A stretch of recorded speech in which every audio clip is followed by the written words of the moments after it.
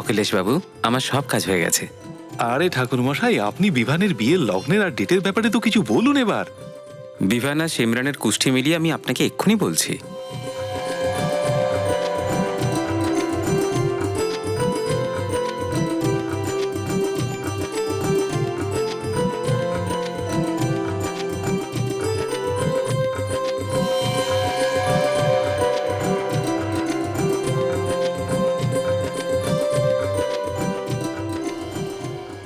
অখিলেশ বাবু, 28শে October শুভ লগ্ন বেরিয়েছে। বাহ, এ তো দারুণ খবর।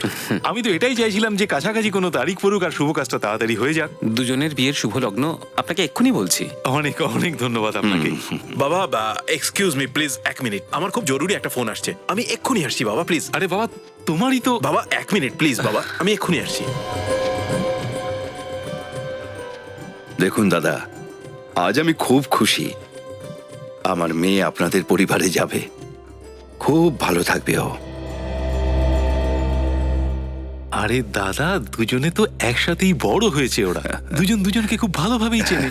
আরে ওরা দুজন সুখী থাকলেই তো হলো, আমাদের আর কি চাই।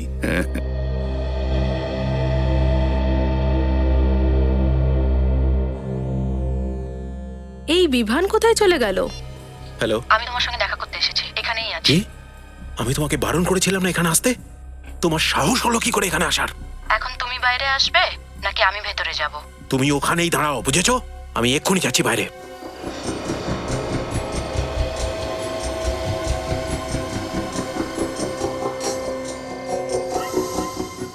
কি হয়েছে? কেন এসেছো এখানে? তোমার মাথা খারাপ হয়ে গেছে? তোমাকে বলেছিলাম না এখানে না আসতে। যদি আমার বাবা আমাদের দুজনকে এখানে দেখে নেয় না, তাহলে মেরে ফেলবে আমাদের দুজনকে, বুঝেছো তুমি? চেঁচিও না, তাহলে এক্ষুনি ভেতরে গিয়ে সবাইকে বলে দেবো তোমার আসল রূপটা কি। দেখো প্লিজ, তুমি বোঝার চেষ্টা করো। কিন্তু বিভান, আমি তোমাকে ছাড়া থাকতে পারবো না। এই সব কথা বলার এটা ঠিক সময় নয়। তাহলে কখন আসবে সময়? যখন তুমি অন্য কাউকে বিয়ে করে নেবে? এরকম কোনো ব্যাপার নয়। আমি দেখা করব, তোমার সঙ্গে নিশ্চয়ই দেখা করব। বিয়ের পরে নয়, বিয়ের আগেই আমি দেখা করব। কিন্তু আজকে প্লিজ তুমি এখান থেকে চলে যাও।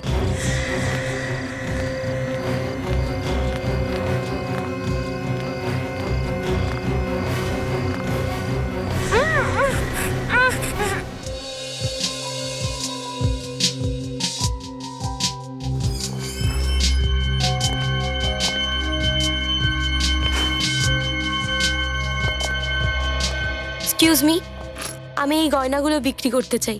আমার কাছে খুব কম সময় আছে, তাড়াতাড়ি দেখে বলুন কত দেবেন।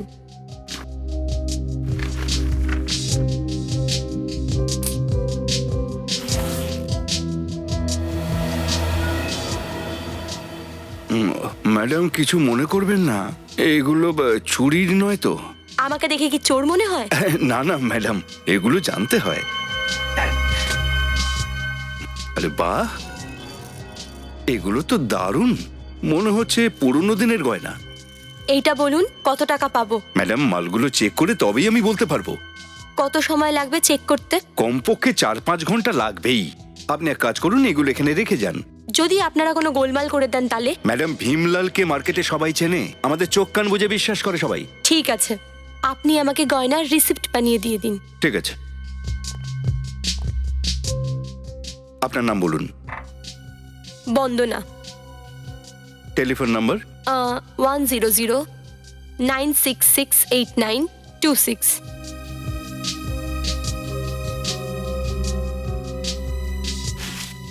এই নিন, চেক করা হয়ে গেলে আমি আপনাকে ফোন করব, ঠিক আছে? ঠিক আছে। মনোহর।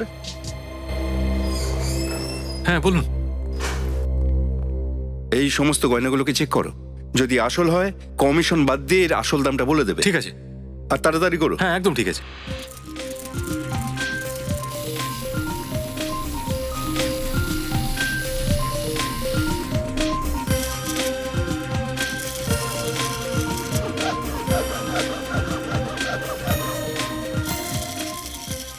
গয়নাগুলো কিন্তু বেশ ভারী।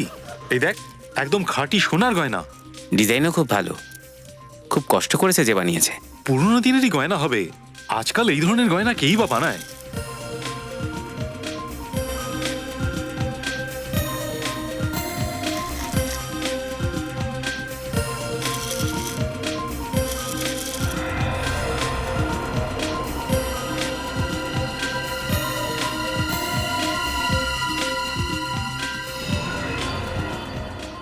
চেনটা তো অদ্ভুত ভাবে ভেঙে গেছে, মাঝখান থেকে ভেঙেছে।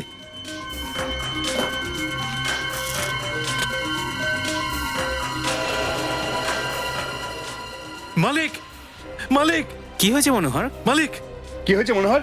কেন চেঁচাচ্ছ? মালিক, এখানে একবার দেখুন, এখানে কি লেগে আছে? এখানে।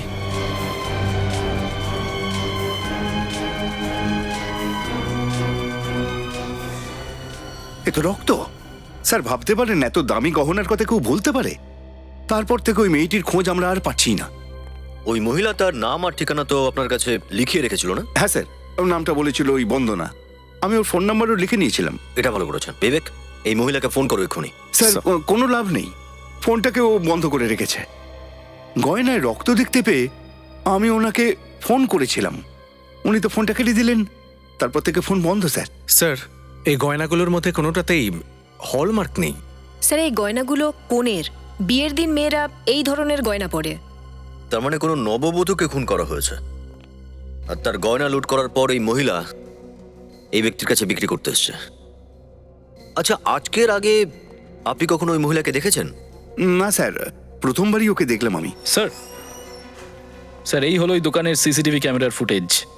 এতে সকাল 10টা থেকে রাত 11টার অবধি ফুটেজ আছে। যারাই ওই দোকানে এসেছিল সবার ফুটেজ আছে। ভেরি গুড, এটা কম্পিউটারে ঢোকাও।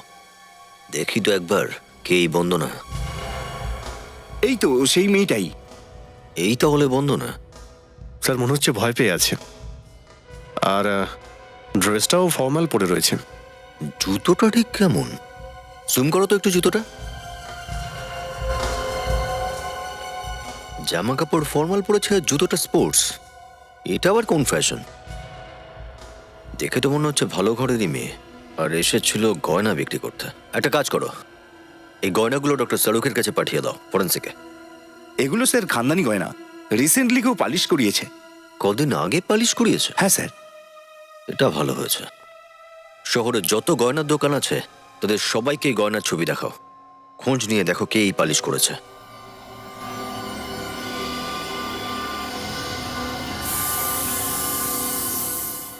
খুন করে জুয়েলারি তো লুট করেইছে, তারপর সঙ্গে সঙ্গে এই জুয়েলারি বিক্রিরও চেষ্টা করেছে। হ্যাঁ দা বস, গুলি করে খুন করা হয়েছে। গুলি মেরে খুন করা হয়েছে? সেটা কিভাবে জানা গেল? এই নেকলেসটা দেখছো, এই ভেঙে যাওয়া নেকলেসটা, এটা এখানটায় গুলি লেগেছে। এই জায়গাটায় গান পাউডারও লেগে আছে, মানে নাইট্রেস। ডক্টর সালুখে এই নেকলেসটায় রক্তও তো লেগেছিল, সেটা থেকে কিছু জানা গেল কি? হ্যাঁ স্যার, ওই রক্তটা একটা মেয়ের, আর ওর বয়স 20-25-এর মধ্যেই হবে। ওর ডিএনএ রিপোর্টও চলে এসেছে আমাদের কাছে। স্যার, যে মেয়েটার খুন হয়েছে সে কি এই নেকলেসটা চুরি করেছিল নাকি পড়েছিল? দেখো ভাই, এটা বলা খুব মুশকিল যে ওই রক্তটা সেই মেয়েটার যে ওটা চুরি করেছে, না সেই মেয়েটার যে গয়নাটা পরেছিল। আবার সেই কনফিউশন। কিন্তু একটা কথা আমি বলতে পারি বস, সোজা করে বলে ফেলুন ডক্টর সালুখে। সোজা কথাটা হলো এই রক্তটা 10 থেকে 12 ঘন্টা আগেকার। আর 4-5 ঘন্টা আগেই এই বন্দনা জুয়েলারি বিক্রি করতে গেছিল। স্যার, তাহলে এই কাজটা বন্ধ না। আর স্যার, ডিএনএ রিপোর্টে এই ব্যাপারটা জানা গেছে যে যারই রক্ত তার একটা বিশেষ রোগ আছে। কিরকম অসুখ? Sickle cell anaemia. লক্ষণ আছে যখন অসুখ তো নিশ্চয়ই হবে। তার কোনো মানে নেই, কখনো লক্ষণ থাকলেও অসুখ থাকে না। কিন্তু ডক্টর সালুখে, এরকম তো অনেক লোকই আছে। স্যার, হ্যাঁ নিখিল? স্যার ইনি হলেন সেই কারিগর যিনি গত সপ্তাহে জুয়েলারি পলিশ করেছিলেন। একবার এই জুয়েলারিগুলো দেখো। শিওর। এগুলি কি ওই জুয়েলারি? হ্যাঁ স্যার, এগুলো সেই গয়না যেগুলো আমি পালিশ করছিলাম। কার এগুলো? নাম জানো তার? মাই গড, দরজা তো খোলাই আছে। বন্দনা, ওর গাড়ি তো পার্কিংয়েই রয়েছে।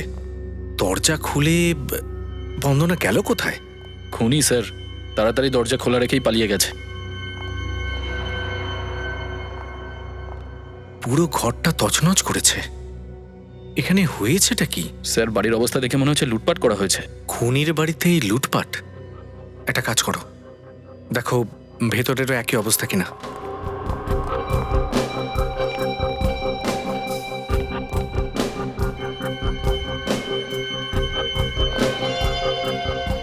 ও মাই গড, কাজল,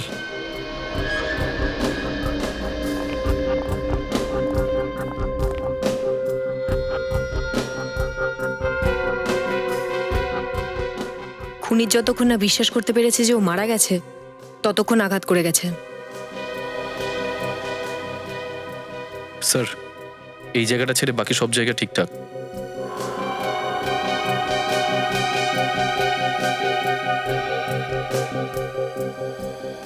তার মানে এই খুনটা লুট করার উদ্দেশ্য হয়নি।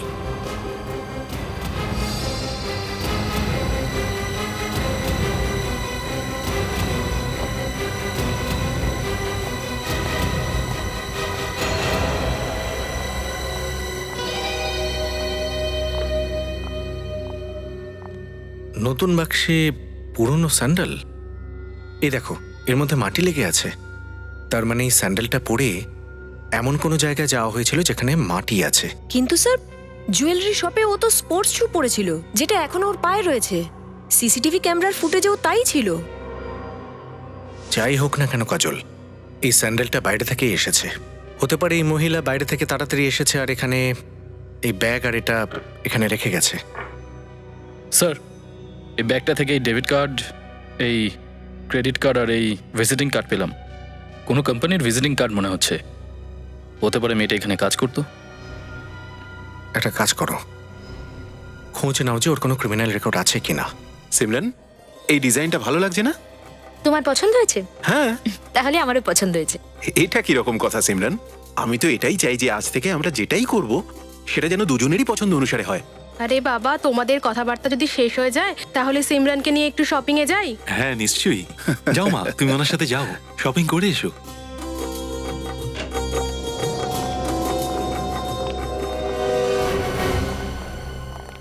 সজ্জন বাবু, আপনি এখানে কি ব্যাপার? শেঠজি, সিআইডির লোকের এসেছেন।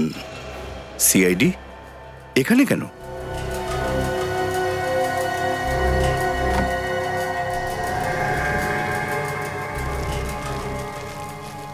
কি হয়েছে স্যার?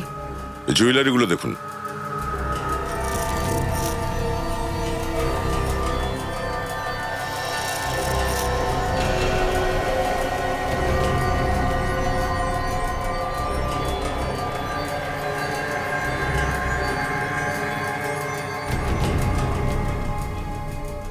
আপনারা কি এই জুয়েলারিগুলো চেনেন?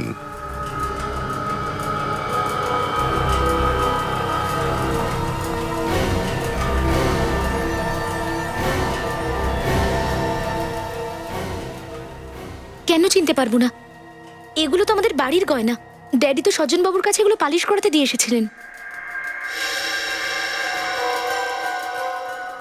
ও, তো তুমি সিমরান? হ্যাঁ, কিন্তু এই গয়নাগুলো আপনারা কোথায় পেলেন? এগুলো তো চুরি হয়ে গেছিল। চুরি হয়ে গেছিল কবে? এই তো 2 দিন আগে, যেদিন আমাদের বিয়ের ডেট ফাইনাল হলো। ইনফ্যাক্ট পুলিশে কমপ্লেনও করেছিলাম, কিন্তু কিছু করা যায়নি। এই জুয়েলারিগুলোর জন্য দুটো খুন হয়ে গেছে। খুন? দুটো খুন? মন দিয়ে দেখুন এই ছবিটা। এই মেয়েটা এই গয়নাগুলো নিয়ে একটা জুয়েলারি শপে গেছিল বিক্রি করার জন্য, কিন্তু কেউ একে খুন করে দেয়। যে মেয়েটা এই জুয়েলারিগুলো পরেছিল তাকেও কেউ খুন করে দিয়েছে। কে পড়েছিল এই গয়নাগুলো?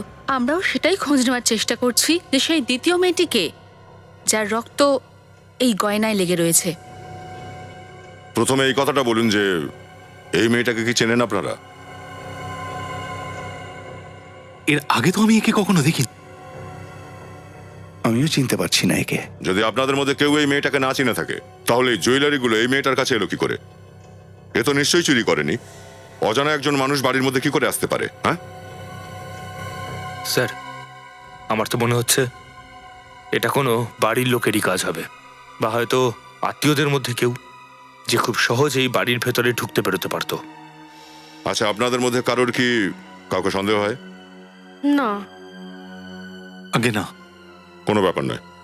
যদি আপনারা নতুন কিছু জানতে পারেন তো আমাদের নিশ্চয়ই জানাবেন, ঠিক আছে?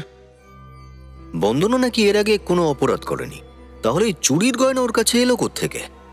হ্যাঁ স্যার, যদি কোনো চোর বা ছিনতাইবাজ হতো তাহলে ধরে নিতাম যে ওই এগুলো চুরি করেছে। 23 অক্টোবর রাতে বন্দনা কোথায় ছিল সেটা জানতে হবে আমাদের। ওর ফোন রেকর্ড দেখলে জানা যাবে যে সেই রাতে ও কাকে কাকে ফোন করেছিল আর কে কে ওকে ফোন করেছিল, সেটা খুঁজতে হবে।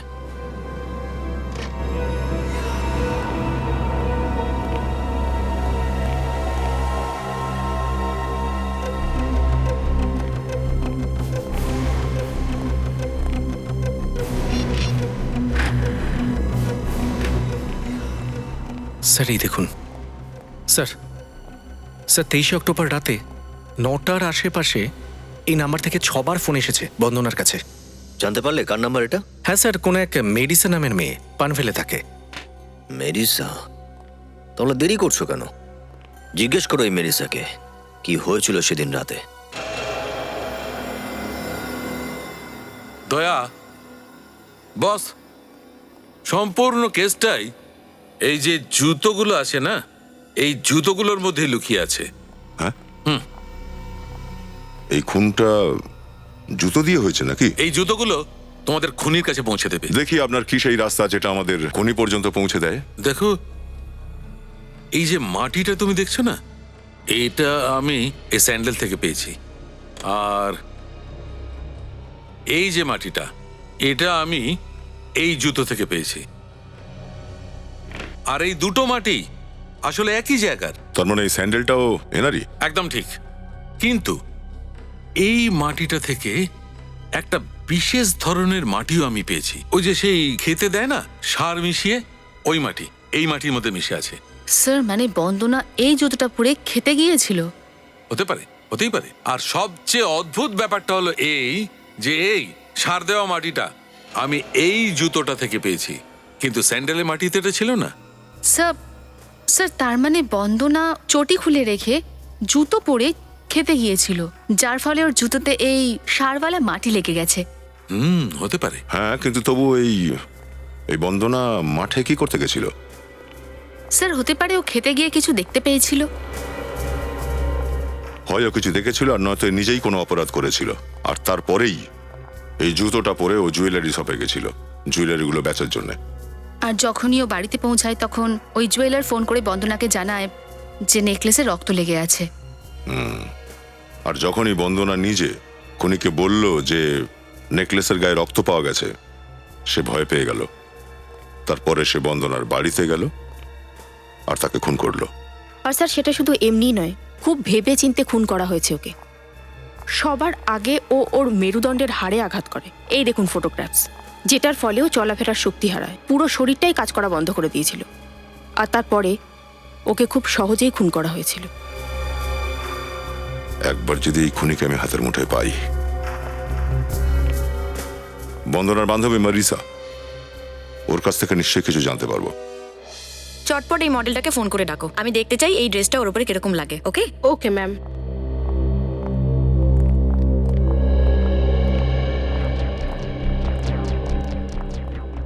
মিস মেরিসা, হ্যাঁ, এই 017985430 এটা আপনারই নাম্বার? কিন্তু আপনারা কারা? আমরা সিআইডি থেকে আসছি। বন্দনার খুনের ব্যাপারে আমরা কিছু জিজ্ঞাসাবাদ করতে চাই। কি বন্দনা খুন হয়ে গেছে? আগে হ্যাঁ, কিন্তু দুদিন আগেই তোর সঙ্গে আমি কথা বললাম। 2 দিন আগেই ওকে খুন করা হয়েছে, আর এই সময় আপনি ওকে 6বার ফোন করেছিলেন, আর তাও আবার 1.5 ঘন্টার মধ্যে। হ্যাঁ করেছিলাম তো। যখন কলগুলো করেছিলেন বন্দনা তখন পানভেলে ছিল। দয়া করে বলবেন যে আপনি তখন ঠিক কোথায় ছিলেন? আমি আমার ফার্ম হাউসের বাড়িতে ছিলাম, যেটা পানভেলে আছে। সেদিনকে আমার জন্মদিন ছিল, আমি ওকে পার্টিতে দেখেছিলাম, কিন্তু ও তো আসেনি। কিন্তু ওর মোবাইলের লোকেশন বলছিল তো পানভেলে ছিল। স্যার ও পানশিল রোডে ছিল, যেটা পানভেলে। ও অনেক লেট করছিল, তাই আমি ওকে বারবার ফোন করছিলাম। তারপর প্রথমে তো ও বলল যে খুব জোরে বৃষ্টি হচ্ছে। আসছিল কিসে করে? স্যার ও নিজের গাড়িতে আসছিল। সেদিনকে ও একটা বৃষ্টিতে ভেজা মেয়েকে দেখেছিল, ও তাকে লিফট দিতে চেয়েছিল, কিন্তু মেয়েটা লিফট নেয়নি স্যার। এই সব কথাগুলো আপনাকে ফোনে বলেছিল? হ্যাঁ স্যার। এর বাইরে আর কিছুও বলেছিল, যে মেয়েটার নাম কি, দেখতে কেমন? ও নাম তো বলেনি, কিন্তু আমি 8 ঘন্টা পরে ওকে আবার ফোন করি স্যার। তখন সে কি বলল?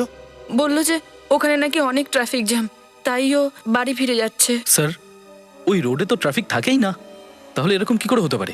স্যার আমারও মনে হচ্ছিল, জানি না কেন ও আসতেই চাইছিল না, তাই আর আমি ওকে বেশি জোর করিনি স্যার। তার পার্টিতে যাওয়ার কথা ছিল, কিন্তু সে পরেছিল স্পোর্টস শুজ। সে কোনো জুয়েলারি শপে চলে গেল সোনার গয়না বেচবার জন্য। আমার কিচ্ছু মাথায় ঢুকছে না। স্যার স্পোর্টস শু তো সবসময় ওর গাড়িতে থাকে, জিমে যাওয়ার জন্য। স্যার কোথাও এটা নয় তো যে বন্দনা ওই মেয়েটার থেকে জুয়েলারি কেড়ে নিয়েছিল, যে ওই রোডে দাঁড়িয়েছিল? হতে পারে কাজল। একটা কাজ করি, ওই পানশিল রোডে একবার যাই, ওখান থেকে কিছু না কিছু তো জানতে পারবো।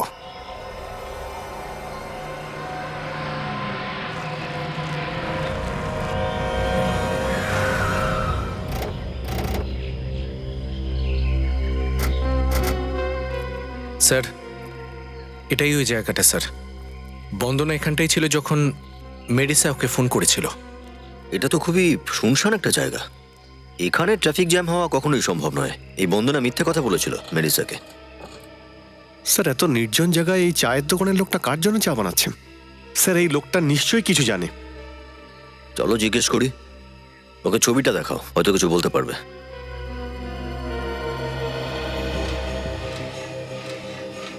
ভাই শোনো একটু, তুমি তোমার দোকান কখন বন্ধ করো? এই 10টা-11টার দিকে চলে যাই।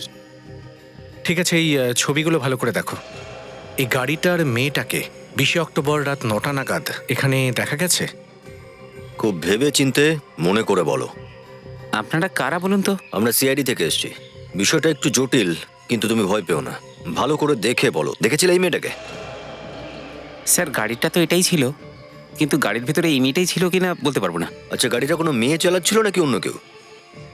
স্যার গাড়িটা তো একটা মেয়েই চালাচ্ছিল, কিন্তু এই মেয়েটা কিনা সেটা ঠিক জানি। আর ও এখান থেকে দুবার ইউটার্নও মেরেছিল। হয়তো ও রাস্তা ভুলে গেছিল, এই জন্য ভুল করে এখানে দুবার চলে এসেছিল। ভুল করে দুবার কিভাবে আসতে পারে? সেটাই তো। স্যার ডক্টর সালুখে বলছিলেন বন্দনা কোনো ক্ষেতে নিশ্চয়ই গিয়েছিল, ওর জুতোতে ক্ষেতের মাটি লেগেছিল। এখানে স্যার তাহলে আশেপাশে কোথাও ক্ষেত নিশ্চয়ই থাকবে। চলো দেখি একবার।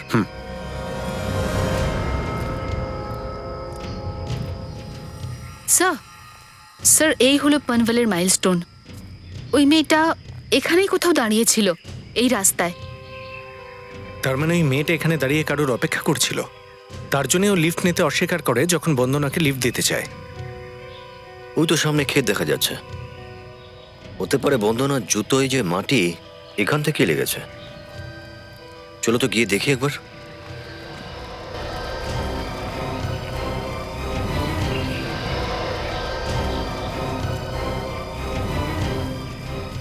এক মিনিট।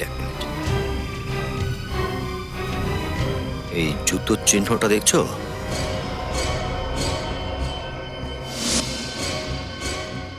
দেখে তো মনে হচ্ছে বন্দনার জুতোরই চিহ্ন এটা।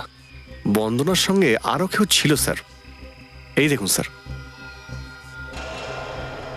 কিন্তু দ্বিতীয়টা কে যে ওর সঙ্গে এখানে এসেছিল? কোন দিকে যাচ্ছে চিহ্নটা?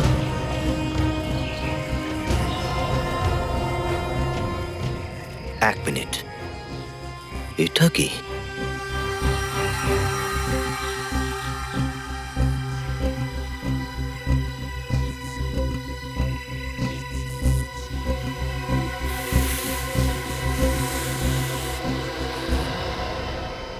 কোদাল?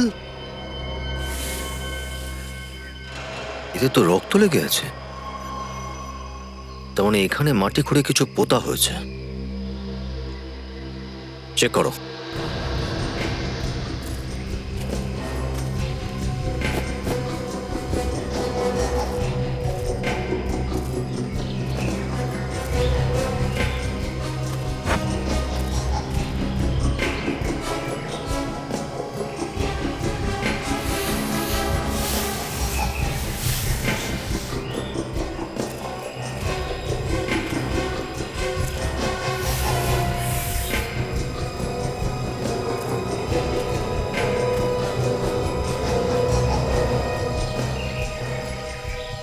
স্যার। হ্যাঁ সচিন,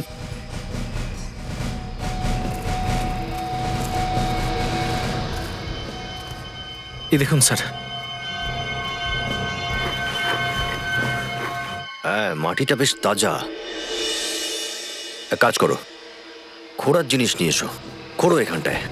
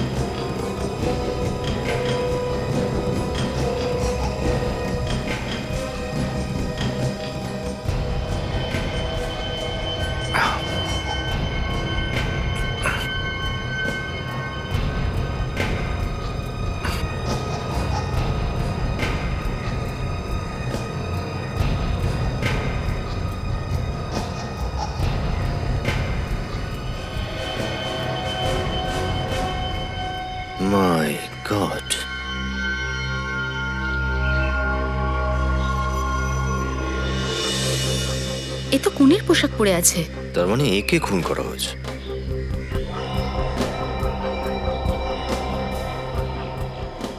এর শরীরে কোনো গয়নাও নেই, কোনো পণের টাকা পয়সার ব্যাপার নয় তো? তেমনটা মনে হচ্ছে না। এই খুনটা লুট করার উদ্দেশ্যে করা হয়েছে। বন্দনার গয়না লুট করেছে আর সোজা ওই জুয়েলারের কাছে গিয়ে পৌঁছেছে। স্যার, স্যার এই দেখুন, গুলির দাগ পুরের গলার নিচে। সেই জন্যই ওই হাড়টায় গুলির চিহ্ন ছিল। গুলি জেমস্টোনটা এফোড় ওফোড় করে দিয়েছিল। ওর চেহারাটা খুব বিকৃত করে দিয়েছে, যাতে ওকে কেউ চিনতে না পারে। প্রথমে গুলি করেছে, তারপর মুখ বিগড়ে দিয়েছে। স্যার, কিন্তু এর মুখের নকশা তো একদম ঠিকঠাক আছে। তাহলে তো ডক্টর সালুকে ট্রাই করতেই পারেন এর মুখটা তৈরি করার জন্য। আর জানা যেতে পারে এই মেয়েটা দেখতে কেমন ছিল। উল্টাও তো ওকে।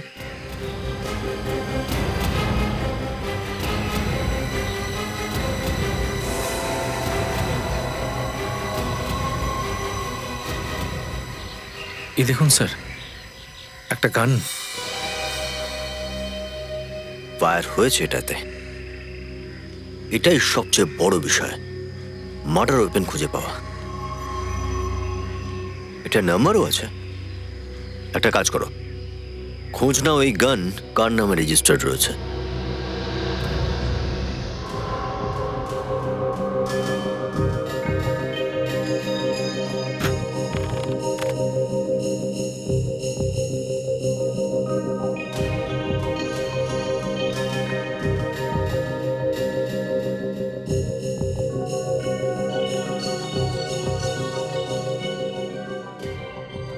এর মাথা চওড়াটা একটু বলো তো।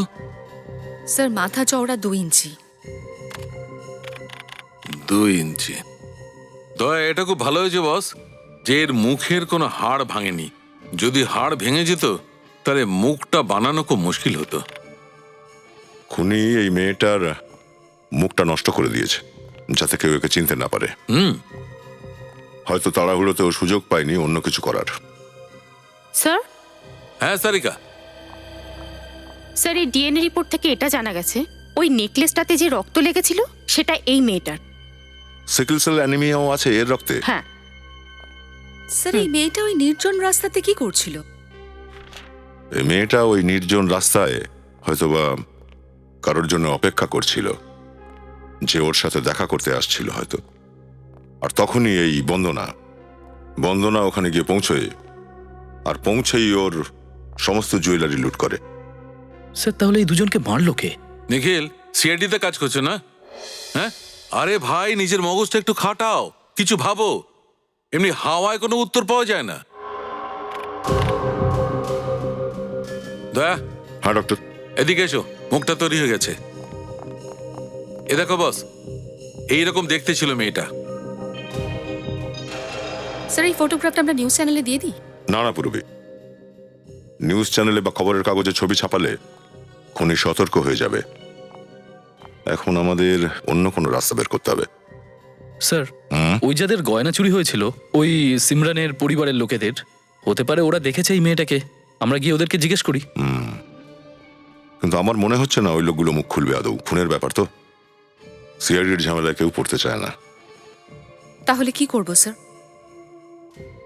এই মেয়েটা পানভেলে পাঞ্চশিল রোডের ওপরে কারোর অপেক্ষায় দাঁড়িয়েছিল। তার মানে এই মেয়েটা ওখানেই আশেপাশে কোথাও থাকে। কনের পোশাক পরেছিল যখন নিশ্চয়ের বিয়ে ছিল। এক কাজ করি, চলো ওখানে আশেপাশে যতগুলো ওয়েডিং হল আছে সেখানে গিয়ে আমরা খোঁজ করি যে ওদিন রাতে কে কে বিয়ের জন্য হল বুক করিয়েছিল। আর হ্যাঁ, তার সাথে ওখানে যতগুলো হসপিটাল আছে সেই সব জায়গায় এই মেয়েটার ছবিটা দেখিয়ে খবর নিতে হবে যে এই মেয়েটা কোথা থেকে সিকল সেল অ্যানিমিয়ার চিকিৎসার জন্য টেস্ট করিয়েছিল। এখানে ওই রোগটার ট্রিটমেন্টও করানো হয় আর রিসার্চও। স্যার, যদিও এখান থেকে টেস্ট করিয়ে থাকে তাহলে ভালো, না হলে আমরা চাপে পড়ে যাব। এটাই শেষ হসপিটাল। দেখা যাক, কখনো হার মানতে নেই। Excuse me. Yes sir. Senior inspector Abhijit, CID থেকে। আমি আপনাকে ফোন করেছিলাম। ওই সিকেল সেল অ্যানিমিয়ার ব্যাপারে না? আগে হ্যাঁ স্যার, ডিনের সঙ্গে কথা বলে আমি একটা লিস্ট তৈরি করে রেখেছি। এই নিন, এটা হলো সেই সমস্ত পেশেন্টদের ফাইল। Thank you. আরে মাত্র 2 জন রোগী? Yes sir. I see. এনাদের কোনো ছবি আছে কি? এরা মাঝে মধ্যে চেক আপ করাতে আসতো স্যার। তাই ফটোর দরকারই পড়েনি। আর এরা দুজন মহিলা। সেই দুজন মহিলার মধ্যে একজন কি এরকম ছিল? ঠিক এরকম কেউ ছিল কিনা মনে করতে পারছি না স্যার। স্যার আমি কয়েকদিন আগেই জয়েন করেছি। আচ্ছা আচ্ছা, তো কোন ডাক্তার এনাদের চিকিৎসা করেন? ডক্টর সোহন। দেখা করতে পারি? হ্যাঁ স্যার।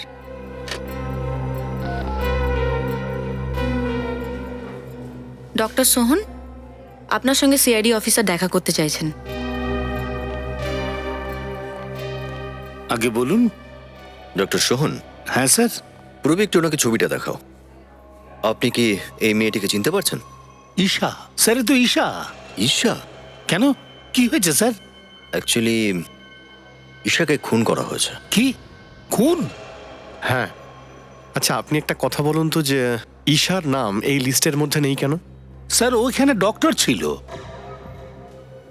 ডাক্তার ছিল এখানে? হ্যাঁ স্যার, ও এখানে ভিজিটিং ডক্টর ছিল। ওর সিকেল সেল অ্যানিমিয়া ছিল। এমনিতে খুব হাসি খুশি ছিল। খুব তাড়াতাড়ি ওর বিয়ে হবার কথা ছিল।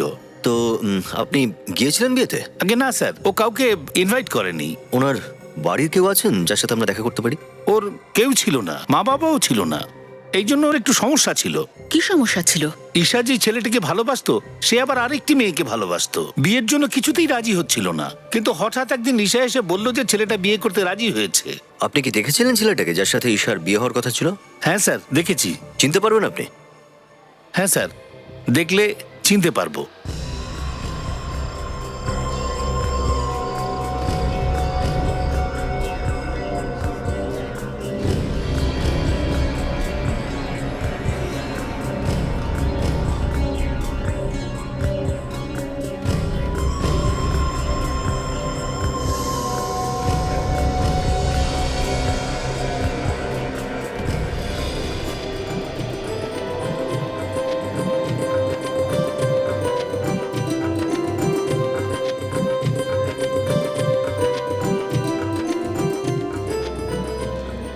ওদিকে সব ঠিকঠাক আছে তো? আমি আসি। আপনারা এখানে স্যার ওই মেয়েটার ব্যাপারে কিছু জানতে পেরেছেন? হ্যাঁ, জানতে পারা গেছে। কে সে? সেও আপনার মেয়ের মতো কোনেই ছিল। আপনারা তাকে চেনেন কিনা সেটা তো আমি জানি না, কিন্তু আমরা এটা জানতে পেরেছি যে যে হাতিয়ার দিয়ে তাকে মারা হয়েছে সেটা এ বাড়ি থেকেই গেছিল। অস্ত্র আমার বাড়ি থেকে গেছে? আগে হ্যাঁ, খুন আপনার ফ্যামিলির কেউ করেছে। যে বন্দুক দিয়ে ওই মেয়েটাকে খুন করা হয়েছে সেটা অখিলেশের নামে রেজিস্টার্ড। আমার? হ্যাঁ, এটাই সেই বন্দুক। এই বন্দুক দিয়েই ওই মেয়েটাকে মারা হয়েছিল, ঈশাকে। হ্যাঁ, এই বন্দুকটাকে তো চিনতে পারছেন মিস্টার অখিলেশ? আগে দেখুন স্যার, আমরা কোনো ঈশা টিশাকে চিনি না। আর আমরা এটাও বুঝতে পারছি না যে বন্দুকটা ওখানে গেল কি করে। ইনফ্যাক্ট অক্টোবরের 20 তারিখে বন্দুকটা বাড়ি থেকে চুরি হয়ে গিয়েছিল। আচ্ছা, সেদিন যখন আমরা এসেছিলাম তখন বলেছিলেন গয়না চুরি হয়ে গেছে, আজ বলছেন গান চুরি হয়ে গেছে। সেদিন কেন বলেননি এই কথাটা? দেখুন, ওই দিন খুনের কথা শুনে আমরা কিছুটা ভয় পেয়ে গিয়েছিলাম, এই জন্য আপনাদের বলতে পারিনি। কিন্তু এফআইআর করেছিলাম বন্দুক চুরি হওয়ার ব্যাপারে। আপনি খোঁজ নিতে পারেন। এমনও তো হতে পারে মিস্টার অখিলেশ যে আপনি নিজে খুন করেছেন আর তারপর এই বন্দুকটা কোথাও লুকিয়ে রেখেছেন, আর পরে এসে এফআইআর লিখিয়েছেন যে বন্দুক চুরি হয়ে গেছে। এটা মিথ্যে স্যার। আমি সেদিনকে WT হোটেলে গেছিলাম রিসেপশনের বুকিং করানোর জন্য। আপনি চাইলে হোটেলে জিজ্ঞাসাবাদ করে নিতে পারেন। সে তো আমরা ঠিক খুঁজে বের করব। এটাই সেই মেয়েটার ছবি যাকে খুন করা হয়েছে। এর নাম হলো ঈশা। যদি এই খুনের ব্যাপারে কেউ কিছু জেনে থাকে তো ভালো এটাই হবে এখনই আমাদের বলে দিক। শুনুন স্যার, আমরা কোনো ঈশাকে চিনি না। মনোলোক হসপিটালের ডাক্তার ছিল এ, ভেবে নাও। আরো একটু সময় দিচ্ছি আমি তোমাদের। তাছাড়া সত্যি কি সে তো আমরা ঠিক খুঁজে বের করব। না স্যার, আমরা সত্যিই জানি না। রেডি? ডাকো, এদের মুখোশগুলো খুলে দাও।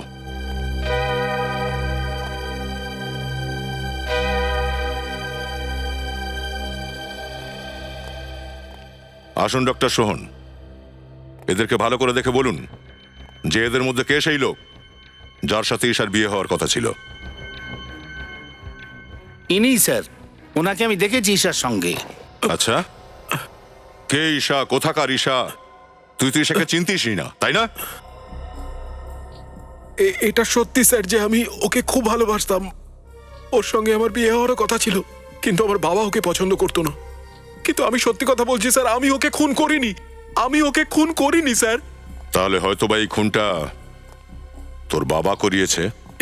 এটা কি ধরনের কথাবার্তা বলছেন স্যার? মেনে নিচ্ছি যে ঈশাকে আমি পছন্দ করতাম না, কিন্তু কেনই বা আমি ওকে খুন করাতে যাব? শেষবার কবে দেখেছিলি ওকে?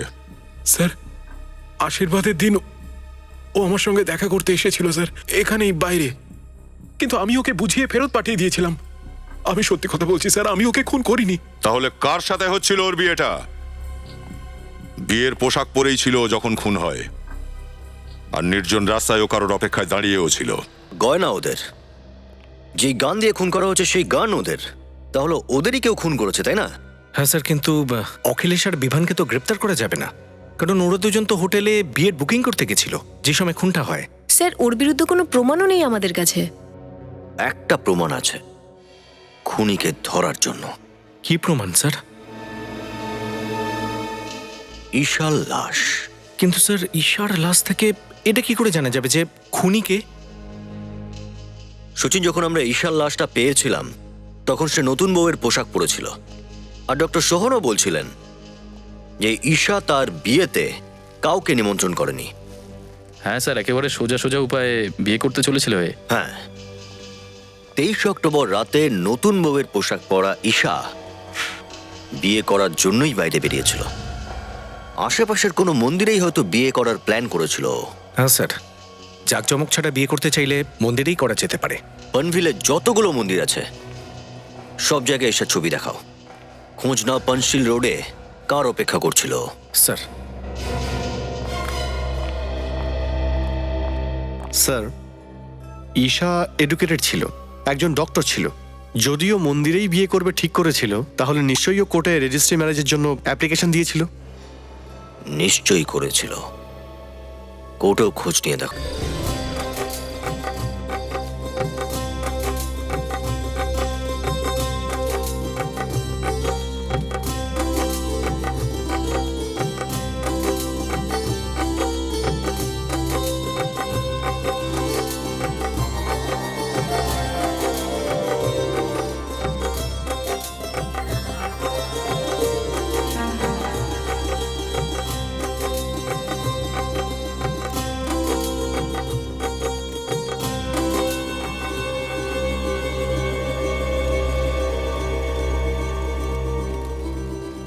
এবার আপনারা আহুতির জন্য তৈরি হয়ে যান। আমি মন্ত্র বলবো, এক এক করে আহুতি দেবেন।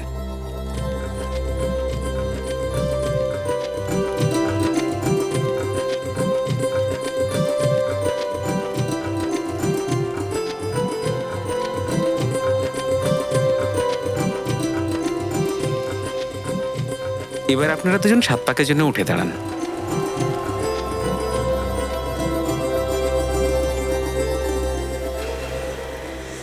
মাফ করবেন, এ বিয়েটা আর হবে না এখন।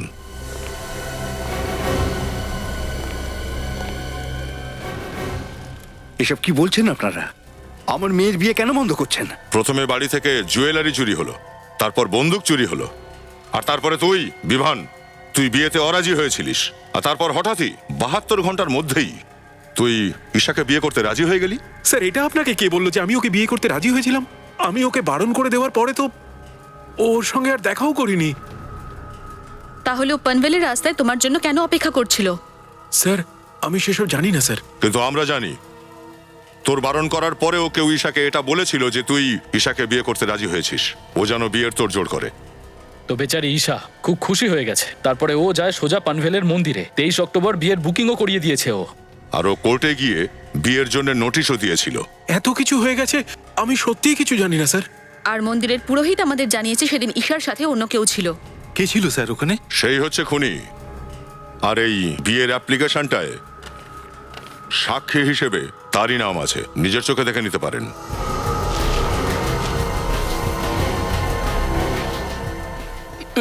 এটা এটা হতে পারে না স্যার। কি লেখা আছে এতে?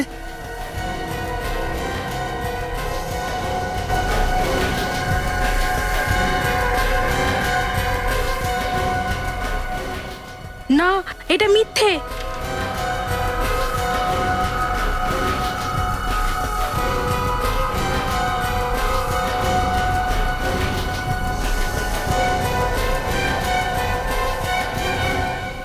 সিমরান, তুমি? খুব শখ না তোমার অন্যের জীবন কেড়ে নিয়ে নিজের বিয়ে করার?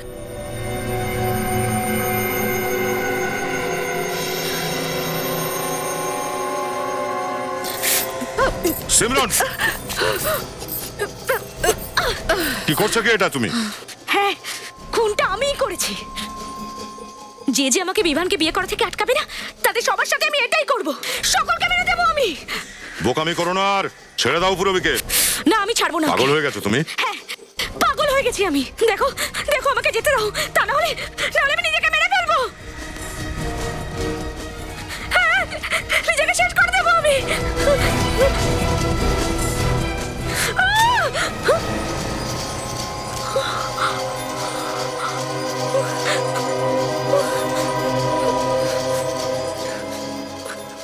এই বন্দুকে গুলি নেই, এবার আমার হাতের গুলি খা।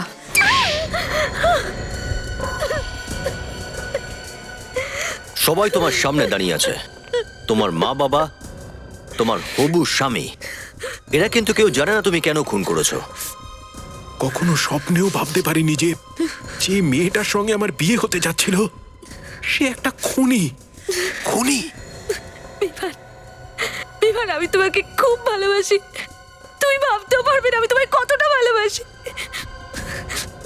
তো সেই জন্য কারো প্রাণ নেওয়ার কি প্রয়োজন ছিল? বন্দনা আর ঈশা তোমার কোন ক্ষতিটা করেছিল? ঈশা আর আমি ছোটবেলা থেকে বিভানকে খুব ভালোবাসতাম, কিন্তু ঈশার থেকে বেশি আমি বিভানকে ভালোবাসি। কিন্তু বিমান ঈশাকে বেশি ভালোবাসতো, কিন্তু ও বাবাকে ভয় পায়, তাই ওনার চাপের কারণে ও তোমাকে বিয়ে করতে চলেছিল। আশীর্বাদের রাতে আমি ঈশা আর বিভানকে একসঙ্গে দেখতে পাই। দুজনে বিয়ে নিয়ে খুব ঝগড়া করছিল।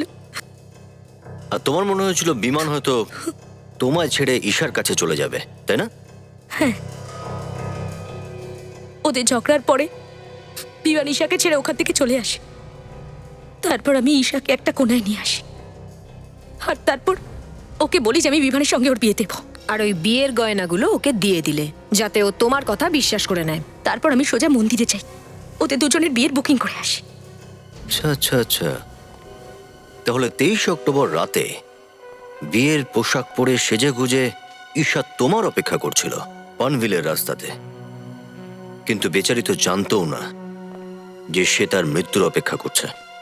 বেচারা মেয়েটা এই আশাতেই রয়ে গেল যে তুমি তোমার কথাটা রাখবে। সবকিছু প্ল্যান করে হিসেব মতো চলছিল, কিন্তু না জানি কোথা থেকে ওই বন্ধনা ওখানে চলে আসে, আর ও আমাকে ঈশার খুনটা করতে দেখে ফেলে। তার জন্য এইসব দামি গয়না দিয়ে ওর মুখ বন্ধ করতে চাইছিলে তুমি। তারপরও গয়নাগুলো নিয়ে সোজা বিক্রি করতে চলে যায়, কিন্তু দোকানদার গয়নাগুলোর মধ্যে রক্ত দেখতে পায়, আর তাই তুমি বন্দনাকেও খুন করে দিলে। আর কি করতে পারবি? বাহ, কি ভালোবাসা! নিজের ভালোবাসাকে পেতে খুন পর্যন্ত করলে, আর সেটা লুকোনোর জন্য আরো একটা খুন। দুটো খুন করেছো তুমি, এর ফল তোমার ফাঁসি হবে।